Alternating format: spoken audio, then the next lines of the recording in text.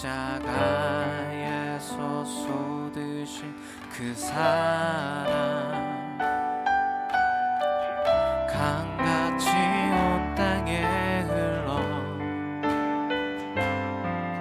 각 나라와 족속 백성 방언에서 구원받고 주 경배드리네.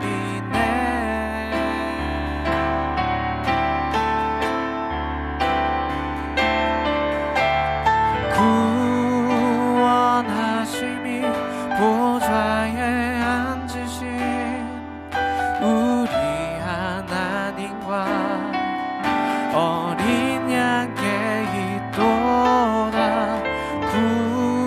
구원하심이 보좌에 앉으신 우리 하나님과 어린 양께 있도다.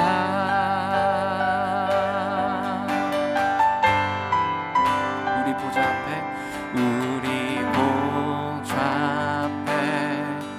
모였네. 함께 주님을 찬양하며 함께 주를 찬양하며 하나님의 사랑 그 아들 주셨네. 그의 피로 우린 구원받았네. 그 창조주 하나님이 십자가에서 쏟으신 그 사랑 강같이 온 땅에 흘러 각 나라와 족속 백성 방언에서 구원받고 주 경배드리네.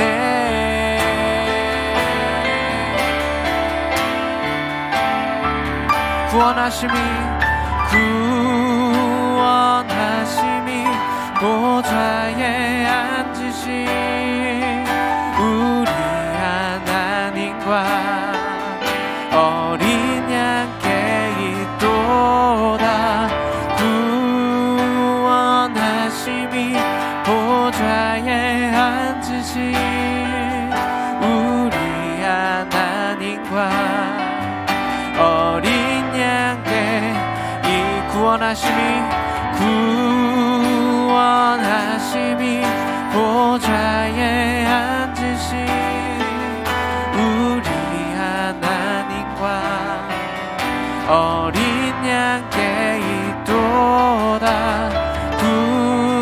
구원하심이 보좌에 앉으신 우리 하나님과 어린 양께 우리 한 번 더 선포합시다. 십자가에 쏟으신 그 사랑 십자가에서 쏟으신 그 사랑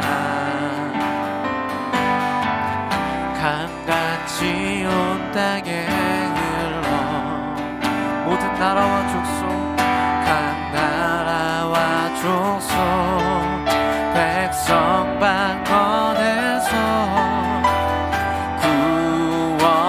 구원받고 주 경배드리네.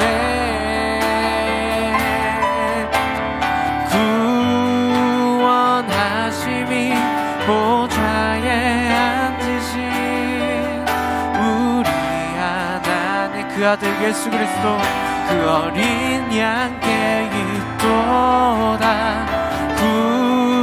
구원하심이 보좌에 앉으신 우리 하나님과 어린 양께 있도다. 우리의 믿음의 고백으로 구원하심이 보좌에 앉으신 우리 하나님과 오직 어린 양께 있도다. 구원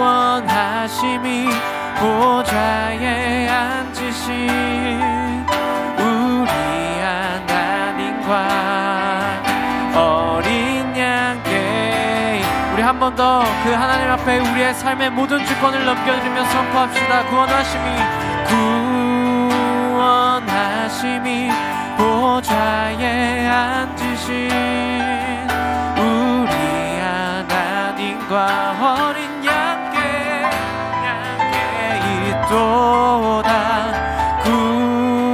구원하심이 보좌에 앉으신 우리 하나님과 어린 양께 이도 구원하심이 보좌에 앉으신 우리 하나 영원히 우리 어린 양께 있도다. 구원하심이 보좌에 앉으신 우리 하나님과 어린 양께 있도. 우리 시간에 각자의 믿음의 고백으로 주님 앞에 나아갑시다.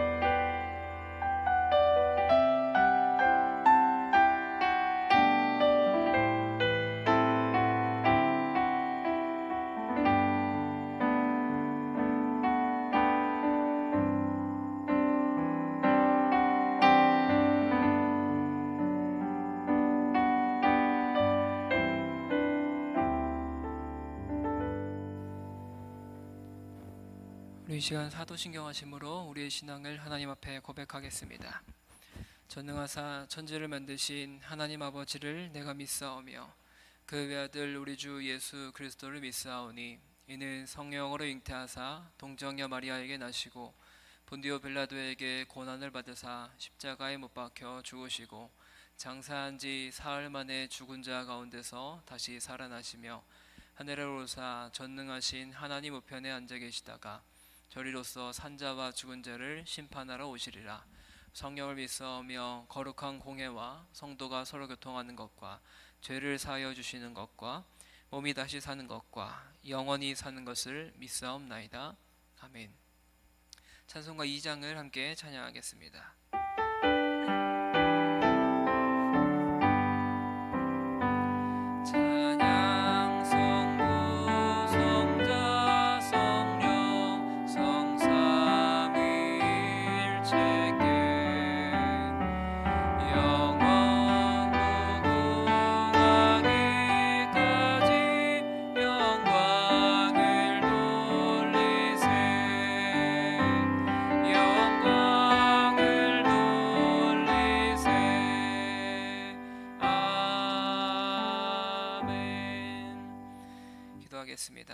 하나님, 오늘 하루도 우리에게 생명 허락하여 주시고 하나님을 찬양할 수 있도록, 하나님을 예배할 수 있도록 인도하신 은혜 감사드립니다.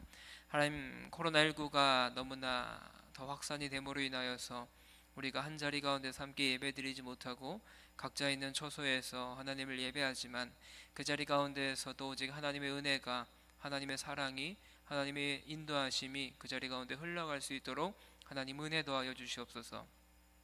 오늘 예배를 시작하는 시간입니다. 마치는 시간까지 오직 하나님 한 분만을 찬양할 수 있도록 인도하실 그 주님을 기대하오며 사랑이 많으신 예수님의 이름으로 기도드립니다. 아멘. 오늘 함께 보실 하나님의 말씀은 마가복음 15장 16절부터 32절까지의 말씀입니다. 마가복음 15장 16절부터 32절까지의 말씀입니다.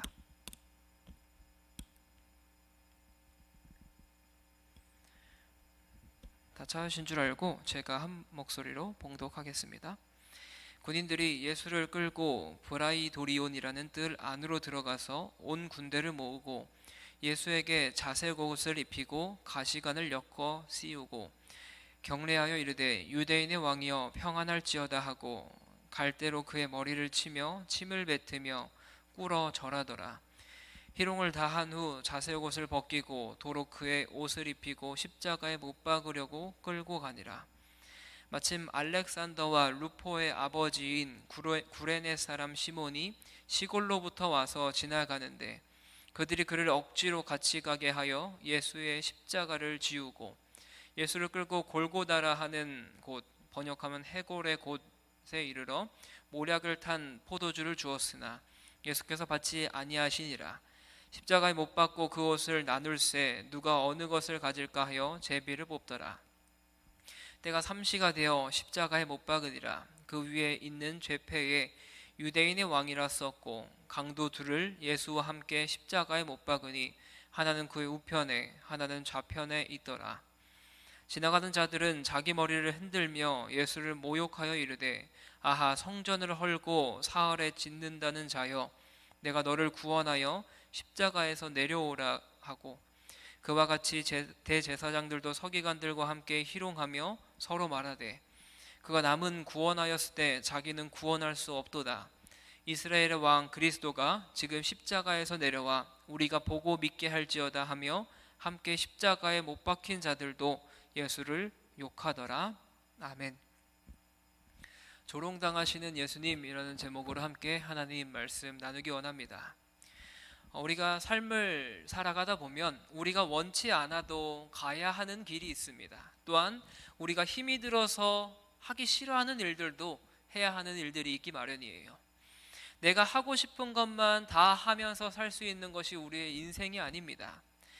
간혹 가다가 하고 싶은 것만 하면서 살 수 있는 사람들이 있긴 하지만 너무나 드문 일이겠죠. 그리스도인들은 주님의 길을 따라가는 사람들입니다. 주님께서 걸으신 그 고난의 길을 함께 달려가는 사람이 그리스도인들이에요. 이런 이야기를 들으면, 이런 가르침을 들으면 왜 우리들만 이런 어려움과 억울함 이것들을 참고 살아야 되느냐고 이야기를 할 수 있습니다. 그렇게 불평하기도 합니다. 하지만 하나님은 우리에게 기약 없이 고난만 당하는 인생이라고 이야기하지 않으세요. 고난이 없는 영광은 없습니다. 예수님께서는 십자가 고난의 길을 가셨어요. 그것은 우리를 위한 하나님의 특별한 사랑이었습니다.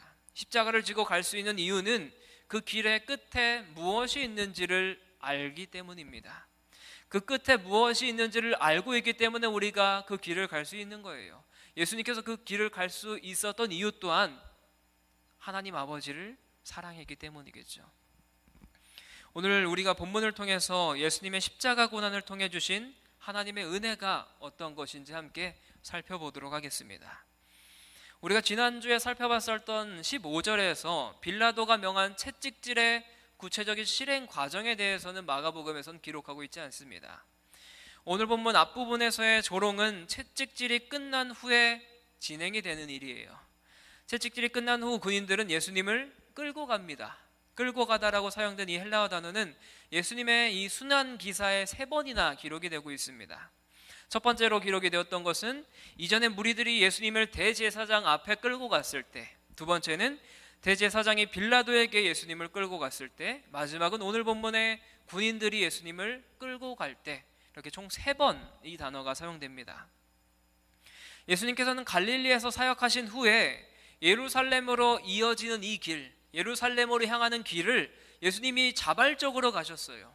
능동적인 마음으로 그 길을 걸어서 이제 목적지에 도착하게 되었죠.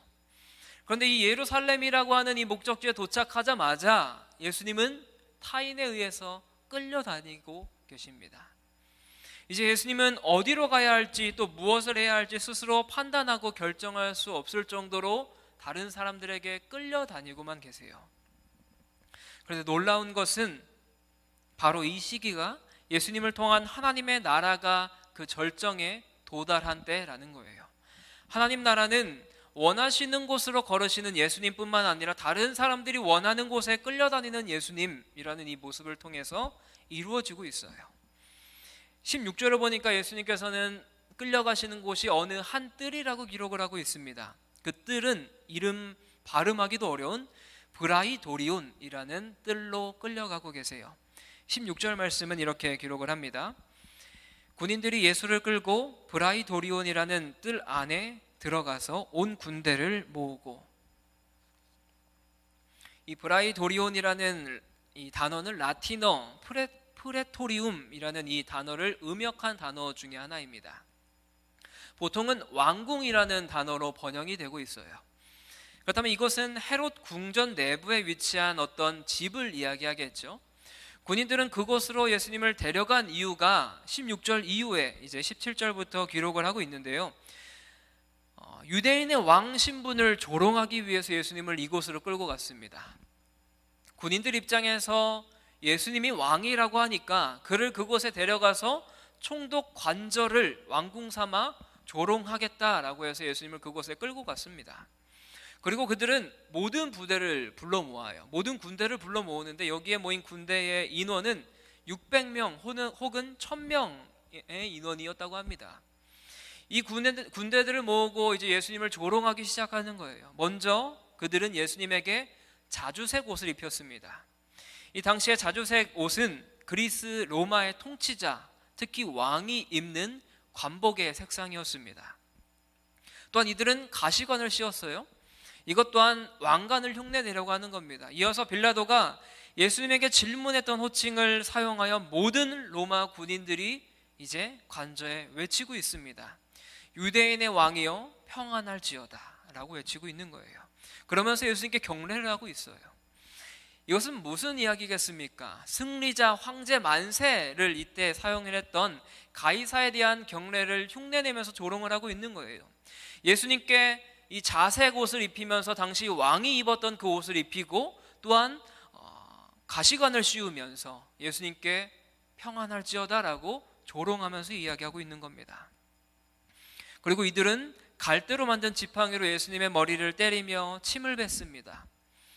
이방 로마 군인들은 정치적인 모욕 차원에서 이런 행동을 했다고 해요. 예수님께서는 왜 이런 모욕을 당했습니까? 유대인의 왕이라는 그 죄명 때문에, 그 죄목 때문에 이곳에 끌려와서 이런 수치와 모욕을 당하고 있는 거예요. 그런데 이런 모욕적인 순간 또 다시 이방인은 자신에게 침을 뱉을 거라는 예수님의 예언이 이제 성취되고 있습니다. 비극이 펼쳐지는 순간순간 이 마가는 하나님의 섭리의 빛을 문득문득 비추고 있고요, 문득문득 드러내 보이고 있어요. 그들은 무릎을 꿇고 엎드려 절하면서 예수님을 조롱하기 시작합니다. 이 조롱의 전체적인 맥락이 예수님을 유대인의 왕으로 전제한 후에 이루어지고 있습니다. 이 군인들이 조롱했던 이 모든 행위들이 예수님을 유대인의 왕으로 생각을 하면서 조롱하고 있는 거예요. 때리는 것과 침 뱉는 것, 그리고 엎드려 절하는 이 조롱, 이것은 이제 이후에 겪게 될 십자가형보다는 좀 간단한 이런 조롱이었겠죠.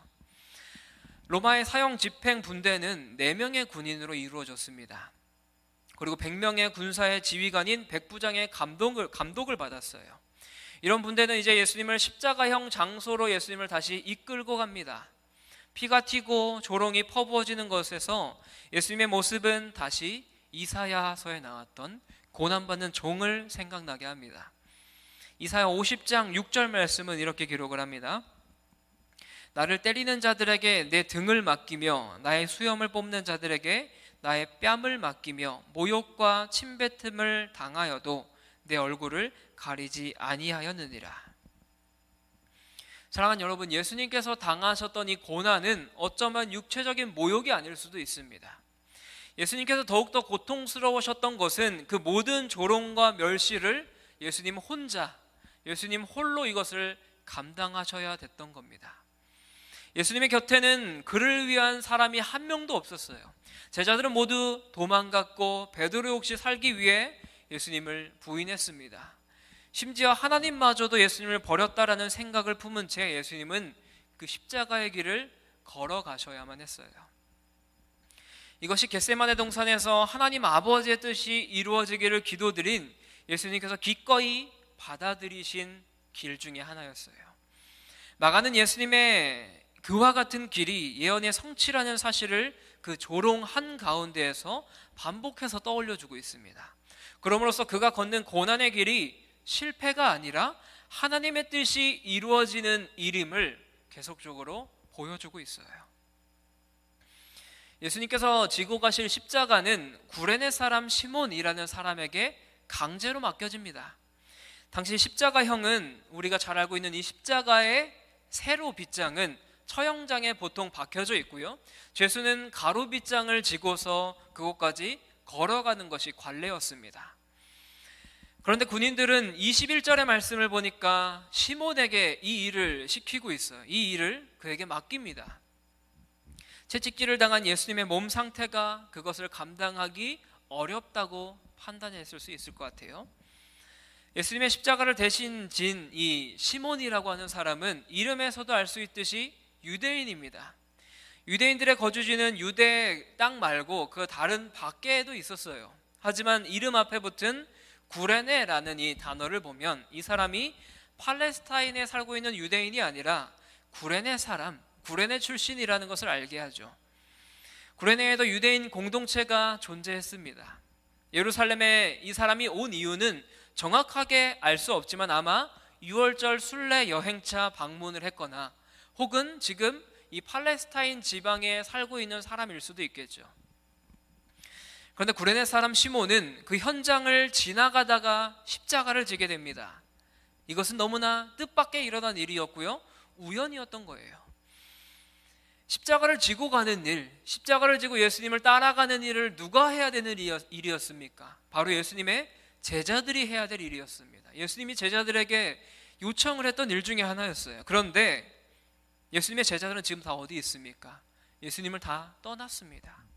지금 지나가는 행인에 불과한 이 시몬이라고 하는 사람이 예수님의 제자들에게 요구되었던 이 일을 본인이 직접 감당하고 있는 거예요. 물론 이 시몬이라고 하는 사람도 억지로 십자가를 지고 나아갔습니다. 그리고 예루살렘에 올라가던 그의 길에서 돌이켜서 이제 골고다라고 하는 이 언덕으로 올라가야 되는 것이 시몬의 인생이었어요. 그런데 이 시몬은 억지로, 강제로 끌려갑니다. 그들은 예수님을 끌고 골고다라는 땅에 갑니다. 22절 말씀을 볼까요? 22절 이렇게 기록합니다. 예수를 끌고 골고다라 하는 곳, 번역하면 해골의 곳에 이르러. 이 22절에 사용된 끌고라는 단어는 우리가 생각을 해봐도 보통 거동할 수 없는 사람, 병자를 옮길 때 사용했던 단어가 이 끌고 가다라는 단어입니다. 예수님에게 그와 같은 단어가 사용되었다고 해서 이 군인들이 예수님을 병자 옮기는 것처럼 이렇게 옮겼다라고 할 수는 없겠지만 그만큼 예수님의 몸 상태가 예전처럼 성하지 않다라는 거예요. 예수님의 몸 상태가 예전처럼 그렇게 좋지 않다라는 것을 알게 합니다. 이 처형장으로 소개된 골고다라는 이 단어는 아람어 단어예요. 어떤 학자들은 골고다라는 말은 꼭대기가 해골 모양의 돌로 된 장소라고 해서 이렇게 이름을 붙여줬다라고 이야기를 합니다. 이 골고다라고 하는 도시는 도시의 외곽에 잘 알려져 있는 공공장소에 이 처형장소가 있었습니다. 왜 이 공공장소에 이 처형장소를 마련해뒀을까요? 이곳에서 집행된 처형은 사람들에게 본보기로 작용을 했을 겁니다. 그러면서 또한 범죄를 저지르지 않기 위한 이것을 보면서 너네가 범죄를 저지르면 이 사람처럼 십자가에 못 박혀 죽게 될 것이다 라는 것을 이 공공장소에 놓게 함으로써 범죄를 짓지 못하게 하는 수단으로 사용되었겠죠. 골고다에 오르신 예수님께는 이제 몰약이 탄 포도주가 예수님께 주어집니다. 몇몇 학자들은 사람들이 예수님께 몰약을 탄 포도주를 주려고 한 것은 예수님의 이 고통을 조금 덜어주려고 하는 것 같아요. 잠언 31장 6절에는 고통 중에 있는 사람에게 독한 포도주를 주라라고 기록이 된 것처럼 당시 유대인의 관습을 따라서 예수님이 너무나 고통스러워하니까 독한 포도주를 주면서 이 고통을 조금 잊게 해주려고 이런 몰약이 탄 포도주를 주었습니다. 이 몰약은 일반적으로 고통을 덜어주는 마취제로 사용이 되었어요. 하지만 예수님께서는 이 포도주를 거절하십니다. 왜 예수님께서 거절하셨을까요? 먼저는 하나님께서 주시는 잔을 마시기로 결단하신 겁니다. 십자가의 길에서 예수님께서는 이 모든 고통을 홀로 겪으셨어요. 하나님의 뜻으로 이 모든 고통을 받아들이겠다라는 의미로 이 몰약을 탄 포도주를 받지 않으셨습니다. 또한 예수님께서 마지막 만찬 때 말씀하셨던 마가복음 14장 25절에 진실로 너에게 이르노니 내가 포도주에서 난 것을 하나님 나라에서 새 것으로 마시는 날까지 다시 마시지 아니하리라 하시니라 라는 이 말씀을 떠올리게 합니다. 고통 한복판에서도 다가올 하나님 나라에 대한 열망을 예수님께서 보여주고 계세요. 그 고통스러운 과정 가운데에서도 이 독한 포도주로서 자신의 이 아픔을 잊으려 하지 않으시고 이 고통을 전부 다 본인이 감당하려고 하고 계십니다.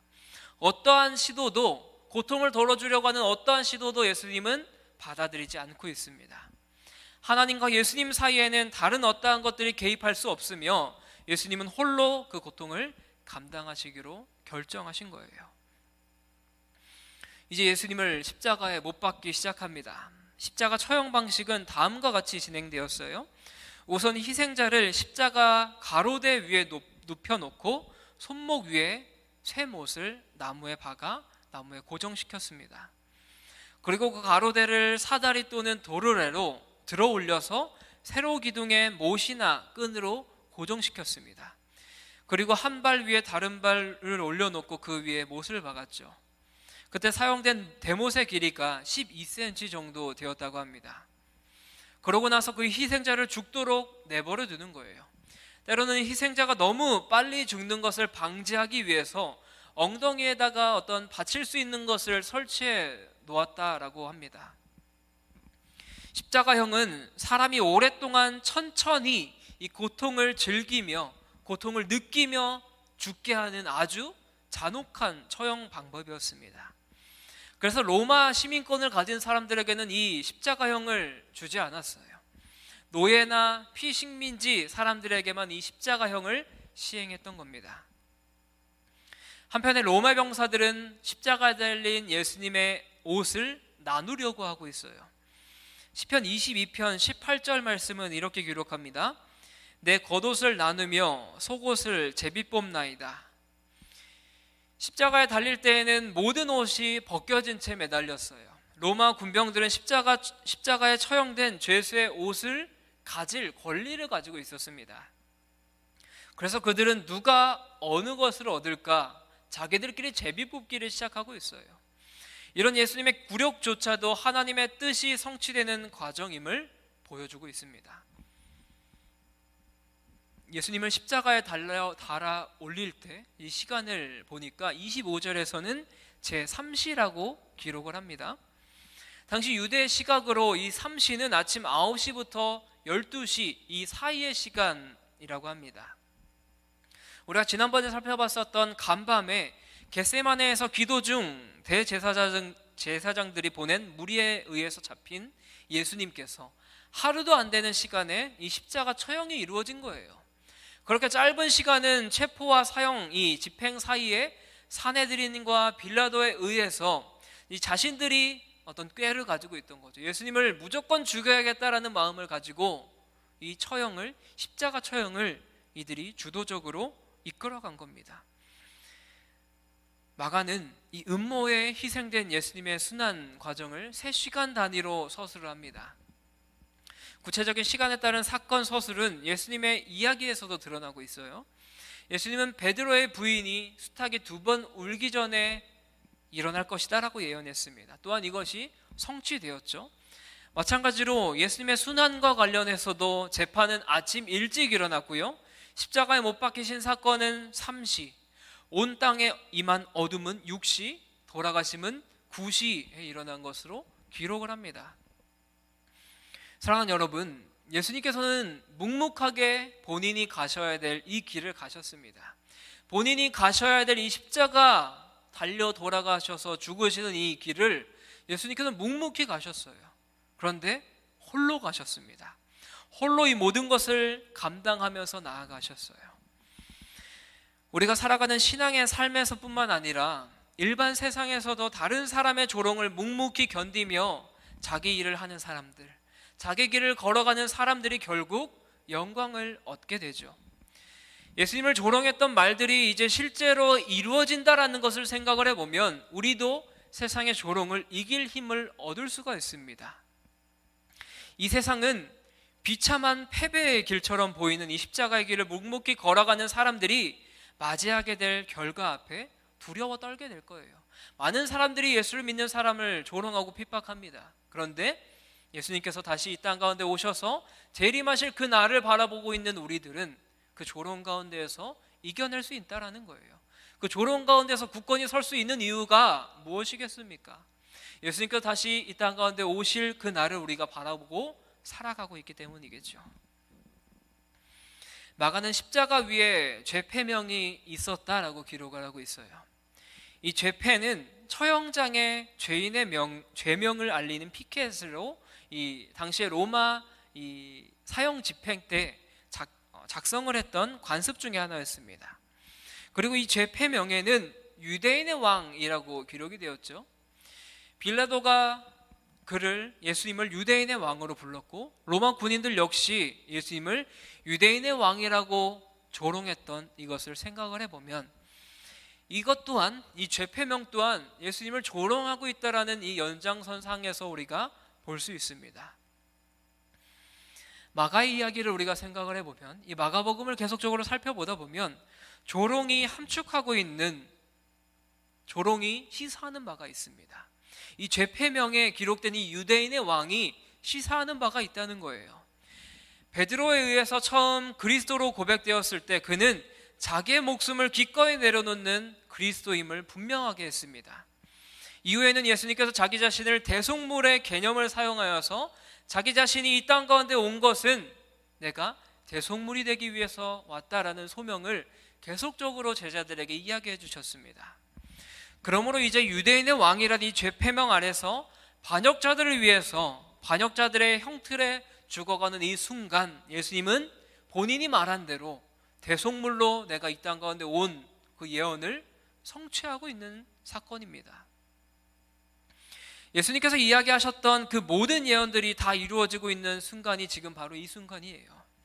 죄패명에는 조롱하듯이 유대인의 왕이 적혀져 있지만 이것은 조롱이 아니었습니다. 이것은 사실이었고요. 이것은 진리였어요. 이것이 진실이었습니다. 두 명의 강도가 예수님의 좌우편에 이제 함께 처형당하게 되죠. 27절의 말씀은 이렇게 기록을 하고 있습니다. 강도 둘을 예수와 함께 십자가에 못 박으니 하나는 그의 우편에 하나는 좌편에 있더라. 두 강도는 하나는 그의 우편에 하나는 그의 좌편에 함께 못 박히게 되었어요. 이 구절을 생각을 해보니까 우리가 떠올리는 장면이 하나 있죠. 예수님께서 하나님 나라의 왕위에 오를 때 하나는 좌편에 하나는 우편에 앉게 해달라고 했던 세베대의 두 아들 야고보와 요한의 이야기가 떠오릅니다. 이 둘은 예수님께서 가야 할 길이 어떤 길인지를 제대로 파악하지 못했었죠. 그런데 예수님께서 계속적으로 이야기하셨어요. 나는 이 땅에 온 것이 대속물로 온 것이고 나는 십자가 달려 돌아가 죽을 것이다 라는 그 사실을 계속적으로 이야기했지만 예수님의 제자들은 그것을 받아들이지 못했습니다. 그러면서 다가올 그 하나님 나라가 도래하면 자기를 우편에 좌편에 앉게 하여서 자기들에게 권위를 달라는 거예요. 자신들에게 힘을 달라는 겁니다. 그런데 예수님이 십자가 달려 지금 죽으시기 앞서 있습니다. 그 옆에는 두 명의 강도가 좌편에 우편에 함께 못 박혀서 죽을 날을 기다리고 있는 거예요. 이어서 또 예수님을 향한 조롱이 또 시작이 됩니다. 당시에 조롱은 세 부류의 사람들에게 조롱이 시작이 되고 있어요. 첫 번째는 지나가는 사람들입니다. 29절부터 30절 말씀은 이렇게 기록해요. 지나가던 자들은 자기 머리를 흔들며 예수를 모욕하여 이르되, 아하, 성전을 헐고 사흘에 짓는다는 자여, 내가 너를 구원하여 십자가에서 내려오라 하고. 이 사람들의 조롱은 예수님의 삶과 죽음이 스쳐 지나가는 이들의 어떤 가십거리가 되고 있는 거예요. 지나가는 사람들이 예수님을 보면서 너가 그렇게 이야기했으면 내려와서 너를 구원해봐라 라고 이야기하고 있는 겁니다. 그러면서 그냥 조롱거리가 되는 거예요. 지나가면서 저렇게 살아봐야 십자가에 못 박혀 죽는다라고 이야기할 수밖에 없는 그러한 사람들의 모습이 보입니다. 이들은 예수님을 보면서 머리를 흔들면서 모욕을 하고 있어요. 상대방을 두고 머리를 흔드는 행위는 무시와 조롱을 드러내는 어떤 대표적인 행위 중에 하나였습니다. 이러한 조롱은 예레미야 애가 2장 15절의 말씀을 떠올리게 해요. 예레미야 애가 2장 15절은 이렇게 기록합니다. 모든 지나가는 자들이 다 너를 향하여 박수치며 딸 예루살렘을 향하여 비웃고 머리를 흔들며 말하기를 온전한 영광이라, 모든 세상 사람들의 기쁨이라, 일컫던 성이 이 성이냐 하며. 예레미야 애가에서는 바벨론의 침공으로 파괴된 예루살렘과 그 주민이 조롱의 대상이었습니다. 그런데 마가복음에서는 예수님이 그 대상이라는 점에 차이점이 있는 거죠. 그러나 십자가 지심은 역사적으로 보았을 때 장차 로마와의 폭력적 전쟁을 통해서 예루살렘이 이제 결국 맞이하게 될 멸망, 이 멸망을 이스라엘의 메시아로서 보여주는 어떤 상징적인 차원 중에 하나였습니다. 로마의 반역자로 십자가에서 죽어가는 예수님을 향한 예루살렘 사람들의 조롱은 이제 수십 년 후에 로마에 의해서 멸망당하게 될 그들의 운명을 향한 조롱이기도 합니다.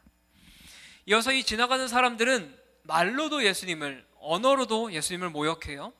성전을 헐고 사흘에 짓는다는 자여, 십자가로부터 내려와서 너 자신을 구원하라, 이렇게 이야기해요. 그런데 예수님은 자기 예언을 성취하고 계시는 중이었어요. 그분의 몸은 망가지고 있었지만 예수님은 다시 사흘 만에 다시 살아나실 것입니다. 예수님은 늘 아버지의 뜻에 순종하는 하나님의 아들이시기 때문에 자기 자신을 구원하기 위해 십자가에서 내려오지 않으셨습니다. 만약 그 자리 가운데서 내려오셨다면 그분은 우리를 구원하실 수가 없었어요. 두 번째 조롱은 대제사장들과 서기관들에 의해서 이루어집니다. 31절과 32절 말씀입니다. 그와 같이 대제사장들도 서기관들과 함께 희롱하며 서로 말하되, 그가 남은 구원하였을 때 자기는 구원할 수 없도다. 이스라엘의 왕 그리스도가 지금 십자가에서 내려와 우리가 보고 믿게 할지어다 하며 함께 십자가에 못 박힌 자들도 예수를 욕하더라. 먼저 이들의 멸시는 예수님이 어떤 무능한 존재다라는 전제하에 이야기를 시작합니다. 뭐라고 이야기합니까? 다른 사람들은 구원해 놓고 자기 자신은 구원할 수 없다라고 이야기하고 있어요. 그런데 이 말은 다시 생각해 보면 사실인 거예요. 예수님은 다른 사람을 구원하시기 위해서 자기 자신을 희생하고 있는 겁니다. 다른 사람을 구원하기 위해서 자기 자신을 헌신하고 있는 거예요. 다른 사람을 구원하기 위해서 자기 자신을 대속물로서 올려드리고 있는 거예요. 이어지는 조롱은 이스라엘의 왕 그리스도로 호칭되면서 진행이 됩니다. 너가 만약 십자가에서 내려오면 우리가 그것을 보고 믿겠다라고 조롱을 이어나갑니다. 만약 예수님께서 그 달려있는 십자가에서 내려온다면 그들이 그것을 보고 내가 예수님을 믿겠다라고 이야기하고 있어요. 이들은 계속적으로 조롱합니다. 예수님이 능력을 가지신 사람이라면, 예수님이 하나님이라면, 너가 만약 정말 능력을 갖고 있다면 십자가에서 내려와서 너 자신을 구원해야 되는 것이 아니냐. 다른 사람은 그렇게 구원한다고 하지만 너 자신은 왜 구원하지 못하느냐라고 조롱을 하고 있는 거예요. 마지막 조롱은 십자가에 함께 못 박힌 이 두 명의 강도들에게 조롱당합니다. 이들은 예수님의 옆에 못 박혀서 함께 예수님을 욕하고 있어요. 예수님은 그 자리 가운데 홀로 계셨습니다. 그의 제자들은 다 도망갔고 갈릴리에서부터 따르던 여인들은 멀리 떨어져서 지켜볼 뿐이었어요. 그의 주위에 있던 사람들, 곧 행인, 종교 지도자들, 함께 처형당한 강도들은 모두 다 예수님을 조롱하고 예수님을 모욕하고 있습니다. 예수님은 오직 홀로 모든 사람들의 죄를 짊어지고 어둠 속으로 들어가고 있어요. 사랑하는 여러분, 말씀을 마무리하려고 합니다. 예수님께서는요, 우리를 위해서 고난받으셨습니다. 그분이 받으신 모욕과 조롱과 극심한 고통과 정죄됨은 우리를 죄악의 형벌에서 구원하시고자 예수님께서 그 모든 것을 홀로 감당해내셨습니다. 왜 그렇게 하셨습니까? 우리를 사랑하시기 위해서. 하나님의 사랑이 있기 때문에 이렇게 행동하신 거예요. 오늘날 많은 그리스도인들은 예수님을 믿는다고 하면서 현실적인 문제 해결에만 집착합니다. 우리는 어떠한 삶을 살아가야 되겠습니까? 복음과 하나님 나라를 위한 현재의 이 고난은 어떻게 우리가 받아들여야 되겠습니까? 이것을 장차 그리스도 안에서 누리게 될 영광과 좋게 비교할 수 없다라는 확신을 우리가 붙들고 나아가야 되는 거예요. 지금 우리가 있는 현실 가운데서 받는 고난과 핍박과 어려움들은 장차 다가올 그 하나님 나라에서 받게 될 영광과는 비교할 수 없는 겁니다. 오늘날에도 예수님을 믿기 위해서가 아니라 그분을 부인하고 조롱하기 위해서 외치는 사람들이 너무나 많습니다. 우리는 그 음성보다 어떤 음성을 외쳐야 되겠습니까? 우리는 복음을 들고 외쳐야 됩니다. 우리는 그리스도의 고난에 동참하는 군사가 되어야 되는 거예요. 우리가 삶의 현장에 나아갔을 때 내일 여러분들이 있는 그 현실 속에서 모진 비난과 어떤 고난을 받을 때 우리가 어떻게 받아들여야 되겠습니까? 그들에게 복음을 외쳐야 되는 거예요. 그렇게 비난하고 조롱하는 사람들에게 복음을 외치는 것, 이것이 우리의 삶이 되어야 될 줄 믿습니다. 그리스도의 고난에 동참함으로 말미암아 하나님 나라의 복음을 전하는 것이 우리의 사명인 줄 믿어요. 예수님이 십자가 달려 돌아가실 때 그 주변엔 아무도 없었습니다. 우리가 그 주변에서 함께 예수님을 찬양하면 되지 않겠습니까? 예수님의 우리를 위해 받으신 그 고난을 기억하며 그분의 은혜에 깊이 감사하고 또한 하나님을 찬양하는 저 여러분 되시길 주님의 이름으로 간절히 축원합니다. 우리 이 시간 함께 찬양하고 기도하기 원하는데요, 함께 찬양할 때 십자가를 참으신 이라는 찬양 함께 하기 원해요. 오늘 이 본문을 살펴보니까 예수님이 참 많은 고난을 당하셨어요. 참 많은 조롱을 당하셨습니다. 십자가에 가기 그 길까지 예수님은 모진 고난과 핍박과 조롱을 홀로 감당하셨습니다. 예수님이 이런 육체적인 모욕과 고난 많이 힘드셨겠죠. 그것보다 힘들어 하셨을 수 있었던 것은 그 주변에 아무도 없이 그것을 홀로 감당해 내셔야 됐던 거예요. 하나님께조차 버림받은 것처럼 느껴지는 것이 예수님의 마음이었겠죠. 그런데 이 하나님의 뜻은 이루어지고 있습니다. 예수님께서 십자가의 고통을 참으신 이유가 무엇이었습니까? 우리를 사랑하기 때문에, 우리를 향한 그 하나님의 값없는 은혜 때문에, 그 놀라우신 사랑 때문에 예수님은 모든 핍박과 고난을 감당해 내셨습니다. 우리 구 주님을 함께 찬양하고 기도하기 원합니다.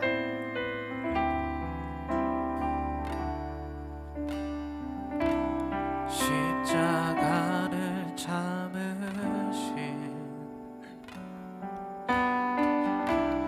어린 양 예수, 내 죄 씻어주시고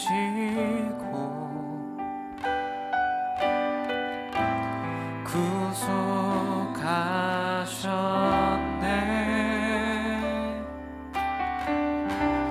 어둠을 물리치신 세상의 빛 예수, 영광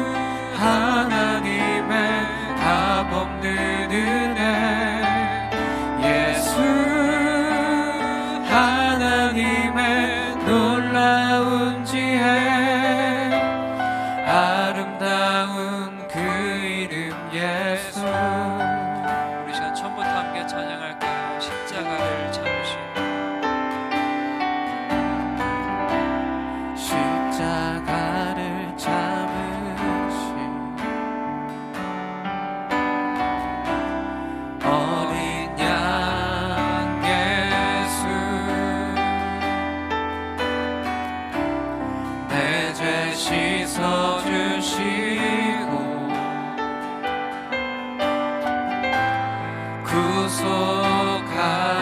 구속하셨네. 어둠을 물리치신 세상의 빛 예수, 영광의 빛 비추사 자유케 하시네.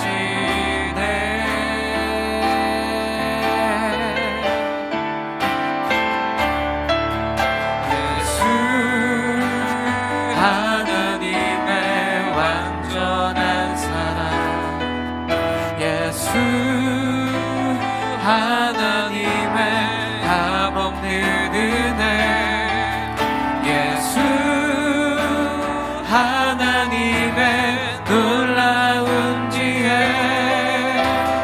아름다운 그 이름 예수. 예수 하나님의 완전한 사랑, 예수 하나님의 완전한 사랑, 예수 하나님의 값없는 은혜, 예수 하나님의 놀라운 지혜, 아름다운 그 이름 예수. 한 번 더 찬양할까요? 예수 하나님의, 예수 하나님의 완전한 사랑, 예수 하나님의 값없는 은혜, 예수 하나님의 놀라운 지혜, 아름다운 그 이름 예수. 우리 시간 함께 기도하기 원합니다. 예수님께서는 그 십자가를 감당해 내셨습니다. 그 십자가를 참으신 이유가 무엇이었습니까? 우리를 향한 사랑 때문이었습니다. 우리를 향한 은혜였습니다. 하나님, 우리는 예수님께서 십자가 달려 돌아가실 때 우리는 어디 있었습니까? 예수님의 제자들처럼, 예수님을 따랐던 무리들처럼 예수님을 멀리한 채, 예수님을 부인한 채 살아가고 있진 않았습니까? 사랑하는 하나님, 우리가 이 시간 하나님 앞에 나와 기도합니다. 주님, 그 하나님의 값없는 은혜 너무나 감사합니다. 하나님의 그 놀라운 사랑 너무나 감사합니다. 우리가 그 사랑을 입은 사람으로서, 그 사랑을 경험한 사람으로서 이제 그 예수님을 떠나지 않게 하시고, 예수님을 이제 멀리하지 않게 하시고, 우리가 세상을 살아갈 때에 그리스도의 강한 군사로 살아갈 수 있도록 은혜 더하여 주시옵소서. 세상 사람들은 예수 믿는 사람을 조롱하고 비난하고 핍박합니다. 예수님을 조롱하고 핍박합니다. 하지만 우리가 그것에 맞서게 하여 주시옵소서. 그들에게 예수님의 복음을 전하게 하시고, 그들에게 하나님의 사랑을 전하게 하여 주시옵소서. 그들이 비난할 때 나 또한 같이 비난하는 것이 아니라 하나님의 사랑을 전하게 하시고, 하나님의 복음을 전하며 나아가는 그러한 예수님의 사람들 될 수 있게 하여 주시옵소서. 예수님의 사랑을 경험한 사람들 되게 하여 주시옵소서. 그 십자가를 참으신 예수님의 사랑을 입은 사람으로서 우리가 살아갈 수 있도록 주님, 우리에게 은혜 더하여 주시옵소서. 주님 이름 한번 부르짖고 함께 기도하겠습니다. 주여, 사랑하는 하나님, 우리가 예수님의 사랑을 입은 사람으로서 우리가 어떠한 삶을 살아가고 있습니까? 예수님의 사랑을 경험한 사람으로서 우리가 어떻게 살아가고 있습니까? 주님, 예수님을 멀리하고 있진 않습니까? 예수님을 따랐던 제자들처럼, 예수님을 따랐던 무리들처럼 예수님께서 십자가 달려 돌아가실 때 그 주위에 아무것도 없던 것이 우리의 인생이지 않습니까? 주님, 우리의 삶을 하나님 붙들어 주시고, 우리의 삶을 하나님 인도하여 주시옵소서. 오직 주님의 그 사랑을 힘입은 자로서, 그 은혜를 경험한 자로서 하나님의 사랑을 전하며 살아가는 사람 되게 하여 주시옵소서. 하나님의 은혜를 널리 퍼뜨리는 사람들 되게 하여 주시옵소서. 세상에서는 예수님을 핍박하고 조롱하고 멸시하지만, 예수님을 믿는 사람들을 비난하지만, 우리가 그들을 품으며 그들과 함께 맞서 싸우며 하나님의 사랑을 전하게 하여 주십시오. 그들에게 하나님의 복음을 전하게 하여 주시옵소서. 그들의 이야기가 맞다고 맞지 않고 지는 삶이 아니라 하나님의 사랑과 하나님의 은혜와 그 십자가에 참으신 그 사랑을 전하며 살아갈 수 있는 우리 인생들 되게 하여 주옵소서. 주님, 우리는 연약하기에, 너무나 부족하기에 매번 무너집니다. 그런 때마다 하나님의 사랑을 힘입고 일어나게 하여 주십시오. 하나님의 사랑을 경험한 사람으로서 살아갈 수 있도록 하나님 우리에게 은혜도 하여 주시옵소서. 부족한 우리의 마음을 주 앞에 올려드리고, 연약한 우리의 마음들을 주님 앞에 올려드리며 나아가오니, 하나님 우리를 붙잡아 주시고 하나님 우리를 인도하여 주셔서 주님을 찬양할 수 있도록, 하나님을 예배할 수 있도록 주님 우리를 붙잡아 주시옵소서. 주님 우리를 붙잡아 주실 그 은혜를 기대합니다. 하나님 그 사랑을 바라봅니다. 주님 채워주시고 하나님 은혜도 하여 주시옵소서. 우리 전 함께 찬양하며 나아가기 원합니다. 예수 하나님의 완전한 사랑, 예수 하나님의 완전한 사랑, 예수 하나님의 값없는 은혜, 예수 하나님의 놀라운 지혜, 아름다운 그 이름 예수, 예수 하나님의 완전한 사랑, 예수 하나님의 값없는 은혜, 예수 하나님의 놀라운 지혜, 아름다운 그 이름 예수. 우리 마지막으로 찬양할까요?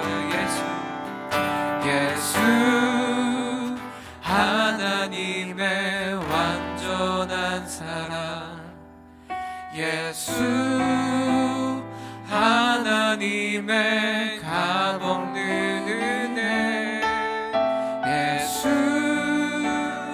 하나님의 놀라운 지혜, 아름다운 그 이름 예수. 사랑하는 하나님, 예수님께서는 우리를 위해 고난 받으셨습니다. 예수님께서 받으신 그 모욕과 조롱과 고통과 정죄는 우리를 사랑하시기 때문에 십자가 달려 돌아가신 은혜였습니다. 그 하나님의 사랑과 하나님의 은혜를 경험한 사람이 여기 모여 함께 예배드립니다. 주님, 우리가 어떠한 삶을 살아가야 되겠습니까? 하나님을 비난하고 조롱하고 핍박하는 그 세상 가운데서 하나님을 함께 비난하는 것이 아니라 하나님의 그 사랑을 그들에게 전하며 나아갈 수 있도록 은혜도 하여 주옵소서. 그들에게 하나님의 그 놀라운 은혜를 전하게 하여 주시옵소서. 그 하나님의 복음을 그들에게 전하며 살아가는 그리스도의 군사들 될 수 있도록 하나님 은혜 더하여 주시옵소서. 주님, 우리는 연약하기에 매 순간 넘어집니다. 하지만 주님 앞에 다시 돌아올 때마다 십자가를 참으신 그 하나님의 은혜를 경험할 수 있도록 도와주시옵소서. 그 완전하신 그 하나님의 사랑을 맛보아 누리며 살아가는 인생들 될 수 있도록 하나님 은혜 더하여 주시옵소서. 그렇게 일하실 주님을 기대하오며 사랑이 많으신 예수님의 이름으로 기도드립니다. 아멘. 이제는 우리 주 예수 그리스도의 은혜와 하나님의 사랑과 성령의 교통하심이 십자가 달려 돌아가신 그 예수 그리스도의 은혜를 기억하고 그 사랑을 전하며 살아가기로 다짐한, 그 사랑을 많은 사람들에게 알려주며 살아가기로 작정한 여기 모인 주님의 귀한 백성들 머리 위에 이제부터 영원토록 함께 있을지어다. 아멘.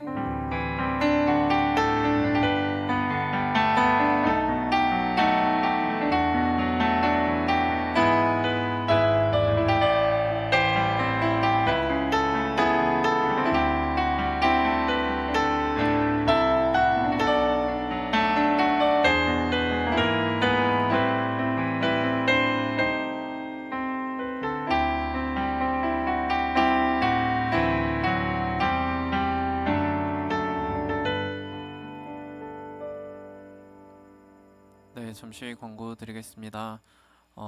온라인 예배도 엄연한 예배로 예배하는 이 시간만큼은 우리의 몸과 마음을 다해서 하나님께 열과 성으로 예배하기를 소망합니다.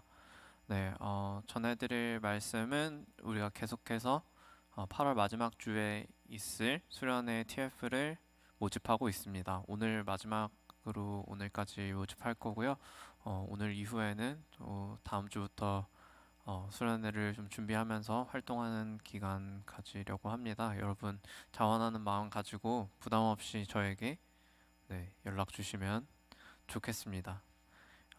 이상이고요. 여러분 또 한 주간 자리에서 승리하시고 또 건강 유의하시기 바라겠습니다. 우리 자리에서 일어나서 함께 찬양하실 수 있으신 분들은 자리에서 일어나서 찬양하고, 또 아닌 분들은 함께 또 앉아서 누워서는 하지 마시고요. 함께 하나님 찬양하도록 하겠습니다.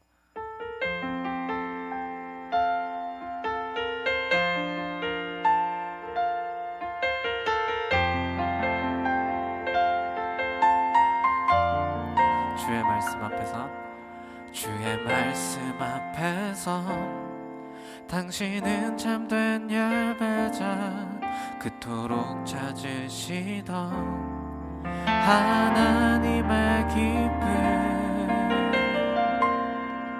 이 세상을 향한 거룩한 생명빛 되어 이 세상을 위한 구원의 소망 되어 영원한 하나님의 나라 함께 세워가리. 주의 부르심 따라 당신의 삶을 드릴 때 세상은 당신 안에서 주의 영광 보리라. 세상을 이길 주님의 군사 되어 이 세상을 섬길 주님의 손과 발 되어 영원한 하나님의 나라 함께 세워가리. 한 번 더 이 세상을 향한 거룩한 생명빛 되어 이 세상을 위한 구원의 소망 되어 영원한 하나님의 나라 함께 세워가. 우리 함께 영원한 하나님의 나라 세워가기를 소망합니다. 영원한 하나님의 나라 함께 세워가리. 할렐루야. 한 주간 주 안에서 승리하세요.